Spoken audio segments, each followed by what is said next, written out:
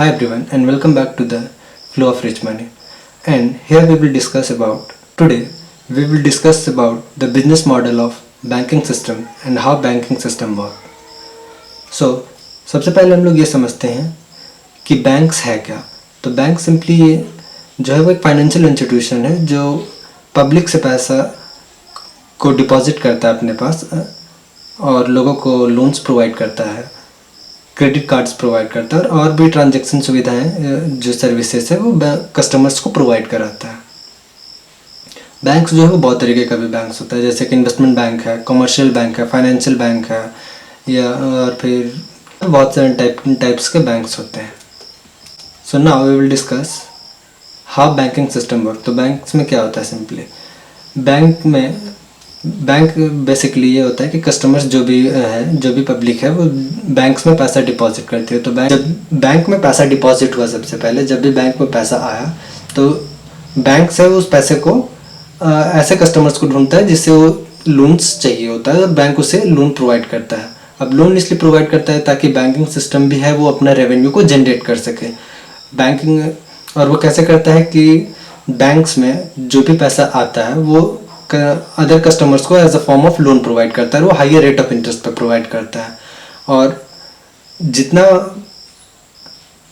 Higher rate of interest पे banks जो है वो लोन प्रोवाइड कराता है कस्टमर्स. जब बैंक्स पैसा को अगर लोन पे दिया और उससे वो कोई सोर्स ऑफ रेवेन्यू से वो अगर प्रॉफिट कमाता है तो वो पैसा डिपॉजिटर को भी जाता है, क्योंकि ओरिजिनली वो पैसा डिपॉजिटर का था, जो क्लाइंट का था या कस्टमर का पैसा था, तो उसे वो देता है. और वो कितना देता है, जो दोनों के बीच का डिफरेंस रहता है. जैसे कि इंडिया का जो अभी स्टैंडर्ड्स है कि सेविंग बैंक अकाउंट पे 5% का सपोज की रेट ऑफ इंटरेस्ट दे रहा है, वो लोन 10% पे दे रहा है. तो उन दोनों के बीच में जो डिफरेंस है, जैसे कि जो ये 5% का डिफरेंस है, उसको नेट इंटरेस्ट मार्जिन कहते हैं. जो बैंक्स कमाता है वो बैंक्स का रेवेन्यू होता है, क्योंकि जो 5% है वो तो कस्टमर्स को भी दिया जाता है और 10% में वो लोन दूसरे को सर्विस प्रोवाइड जो बैंक प्रोवाइड कर रहा था. तो बैंक भी अपना सोर्स ऑफ रेवेन्यू जनरेट कर लेता है, कस्टमर भी खुश और जिसे लोन चाहिए वो भी. काफ़ी तरीके से बैंक है वो पैसा कमाती है. पहला ये कि अगर किसी कस्टमर को लोन चाहिए तो वो उसके लिए प्रोसेसिंग फ़ी लेता है, उसको सर्विस प्रोवाइड कराने के लिए. पहला सोर्स ऑफ रेवेन्यू उसका प्रोसेसिंग फ़ी वगैरह होता है. दूसरा, जब बैंक से वो कोई कस्टमर लोन ले लिया तो उसको अब इंटरेस्ट पे करना होता है, दूसरा वो इंटरेस्ट से कमाता है. तीसरा, अगर सपोज जो कस्टमर लोन लिया है वो टाइम पे नहीं पे कर पाता है तो एडिशनल चार्जेस भी है वो कस्टमर क्लाइंट को चार्ज करती है. तो मेजरली 3 सोर्स ऑफ रेवेन्यू है उस बैंकिंग सिस्टम का होता है. पहला होता है प्रोसेसिंग फ़ी, दूसरा इंटरेस्ट रेट, तीसरा late charges and other type of charges जो भी होता है जो बैंक से वो कस्टमर से लेती है. तो मेनली बैंक है वो उनका 3 सोर्स ऑफ रेवेन्यूज है. सेंट्रल बैंक इम्पॉर्टेंट इसलिए क्योंकि जो भी फाइनेंशियल टर्म्स से रिलेटेड जो भी डिसीजन लेना होता है वो बेसिकली सेंट्रल बैंक के द्वारा लिया जाता है, क्योंकि कंट्री का जो करेंसी है, कितना प्रिंट होना है, कितना मनी सप्लाई मार्केट में होना चाहिए, इन्फ्लेशन क्या होना चाहिए, या और भी इंटरेस्ट रेट क्या होना चाहिए बैंक्स का या लोन्स का, किस रेट ऑफ इंटरेस्ट पे लोन्स होना चाहिए, बैंक्स को कितना डिपॉजिटरीज को अपने पास रखना चाहिए, ये सारे जो डिसीजंस है वो सेंट्रल बैंक के द्वारा लिया जाता है. और जितने भी सारे बैंक्स होते हैं वो सेंट्रल बैंक के इंस्ट्रक्शंस को या पॉलिसीज़ को फॉलो करना पड़ता है. तो सेंट्रल बैंक का काम ये होता है बेसिकली कि कंट्री में इन्फ्लेशन को कंट्रोल करना, रेट ऑफ इंटरेस्ट को घटाना बढ़ाना कब है उसको चेक करना, ये इकोनॉमी को स्मूथली कैसे फंक्शन किया जाए, उन सब सारे डिसीजंस को सेंट्रल बैंक लेती है. और सेंट्रल बैंक जो है वो इकोनॉमी को, कंट्री को हर तरीके से इकोनॉमी को कैसे इफेक्टिवली चलाया जा सके, इसके डिसीजंस को सेंट्रल बैंक के द्वारा लिया जाता है.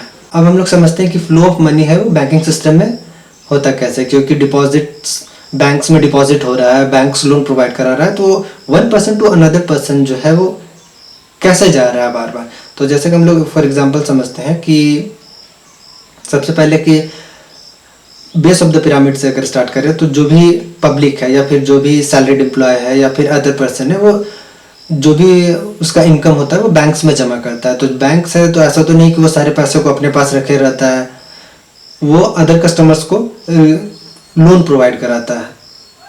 तो वो लोन किसे देगा? वो वैसे पीपल को फाइंड करता है जो इकोनॉमी को बूस्टिंग करने में हेल्प करे, जैसे कि बिजनेसमैन हो गया, इंडस्ट्रियलिस्ट हो गया, इन सब सारे लोगों को बैंक से वो लोन प्रोवाइड कराती है। उन लोगों को लोन इसलिए दिया जाता है क्योंकि वो इकोनॉमी में कंट्रीब्यूट करते हैं, उनसे न्यू जॉब्स क्रिएट होता है, मनी का जो फ्लो है, लोग स्पेंडिंग बढ़ता है, या स्पेंडिंग बढ़ता है तो लोगों के हैंड में जब पैसा आता है तो जॉब क्रिएट होता है, जॉब क्रिएट होता है तो लोगों का इनकम होता है, इनकम होने से वो और ज़्यादा एक्सपेंस करते हैं। इस तरीके से मनी जो है वो इकोनॉमी वो साइकिल में कम्प्लीटली चलते रहता है, और इन सारी चीज़ों को मॉनिटर करता है सेंट्रल बैंक, ताकि इन्फ्लेशन को वो हमेशा कंट्रोल में रख सके या फिर उसको मैनेज कर सके टाइम टू टाइम। इसीलिए रेपो रेट्स वगैरह जो होता है वो इंक्रीज या डिक्रीज करना वो सेंट्रल बैंक जो है हर क्वार्टर पे अपने रेपो रेट्स के घटाने बढ़ाने का डिसीजन लेता है। हम लोग समझते हैं कि बैंक्स जो है वो मनी बनाता कैसे है।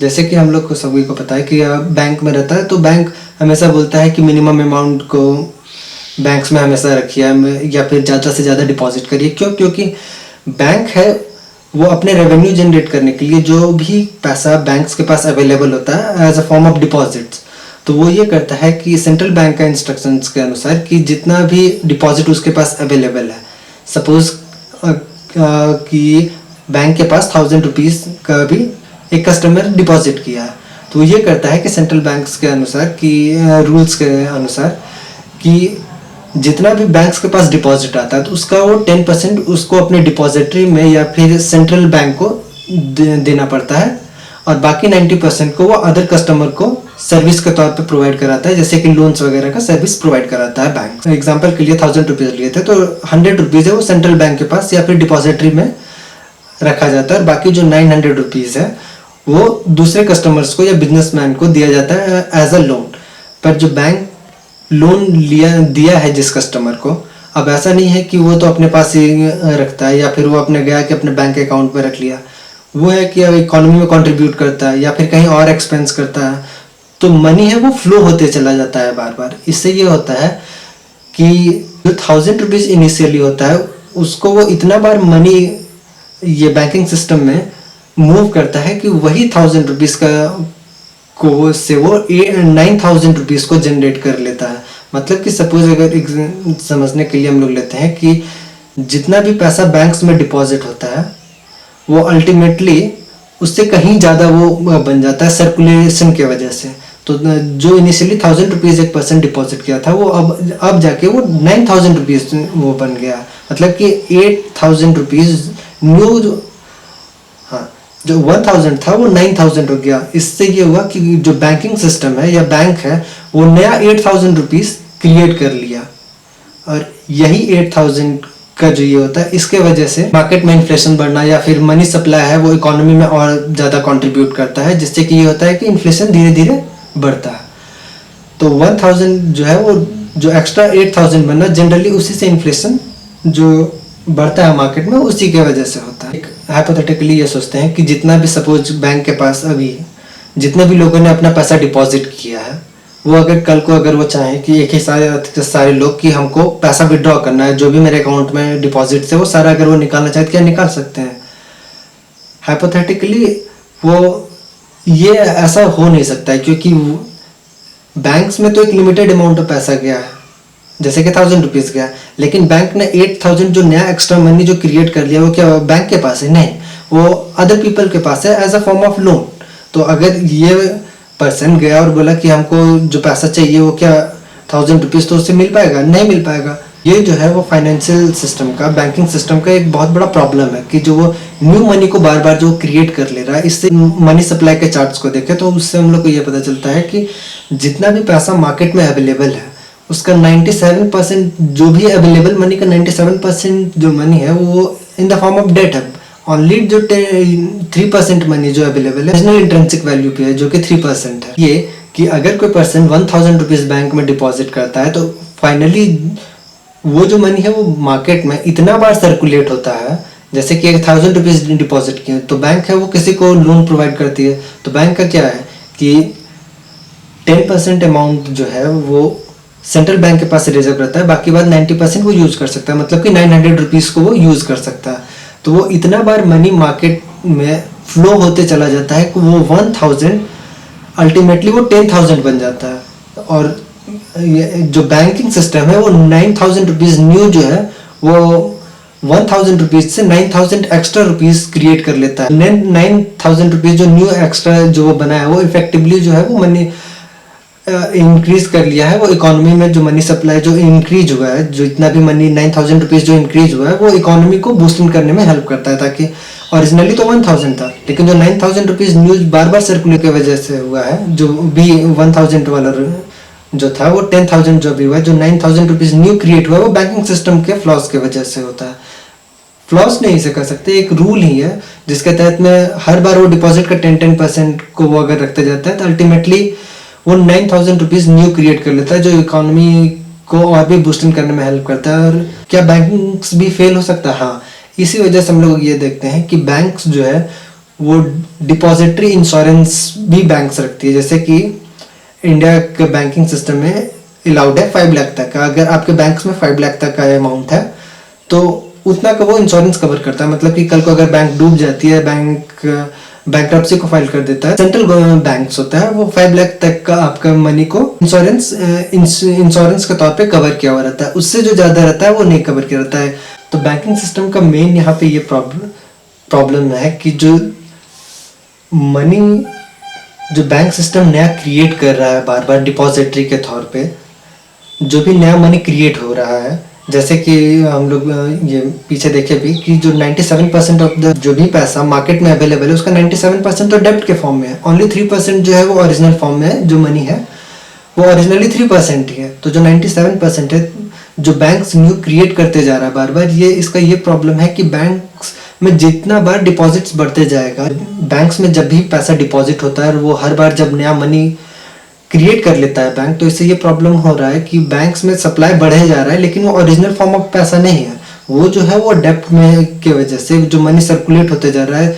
जो इनिशियली हम लोग एग्जांपल के तौर पे देखे थे 1,000 था, जो कि वो इतना बार लोन या फिर सर्कुलेशन की वजह से होता है कि वो 1,000 का मनी को से वो बैंक जो है वो 9,000 नया मनी क्रिएट कर ले रहा है। मतलब कि 1,000 डिपॉजिट आपका 10,000 अब बन गया इन the form of loan.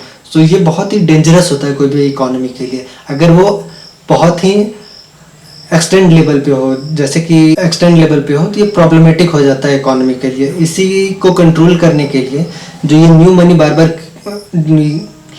Banks create कर ले रहा है, इसको सॉल्व करने के लिए या फिर कंट्रोल में लाने के लिए बार बार जो सेंट्रल बैंक है वो रेपो रेट्स को इंक्रीज या डिक्रीज करता है, ताकि मनी सप्लाई वो लिमिटेड अमाउंट पे रह सके और इकोनॉमी को इफेक्टिव चले, इन्फ्लेशन को बिना डैमेज किए हुए। पैसे का है वो मार्केट में बढ़ेगा तो वो फिर से न्यू मनी को प्रिंट कर लेता है या फिर न्यू मनी क्रिएट कर रहा है।